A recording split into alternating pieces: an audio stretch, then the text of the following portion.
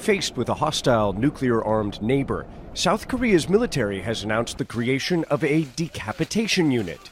In the event of a war, the mission of the Special Task Brigade would be to take out the leadership of North Korea. But this is not South Korea's first attempt at creating a team of possible assassins.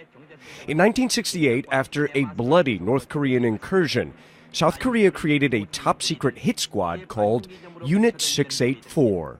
The assassination squad was sent to this uninhabited island called Shilmido for years of training. The initial plan was to recruit death row inmates, but in the end, intelligence officers chose 31 civilians from the streets of South Korean cities. They were either a shoeshine boy, a newspaper boy, a cinema worker, or a bouncer.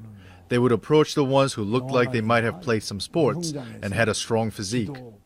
In 1970, Yang Dong-soo was a 21-year-old Air Force sergeant sent to Shilmido Island to train Unit 684. The conditions on the island were often brutal. There were accidents. In the middle of sea survival training, one recruit died of fatigue. In fact, 5 other recruits were executed for desertion or crimes such as threatening their trainers. For more than 3 years, unit members weren't allowed to communicate at all with the outside world. Finally, something snapped. On the morning of August 23, 1971, Unit 684 staged a bloody mutiny on this beach. They began killing their trainers one by one. When Yang heard gunfire that morning, he initially thought it was a North Korean attack. But then he says one of his trainees shot him through the neck. When I woke up, I was bleeding from the neck. Everywhere, trainers like me were being killed by the recruits or running away. It was chaos. Yang says he dragged himself out onto these rocks and hid, and somehow escaped being murdered. After killing 18 of their trainers, Unit 684 wasn't finished. They made it to the mainland and hijacked a bus to the capital, where 20 members died in clashes with Korean security forces. 4 survived to be later executed.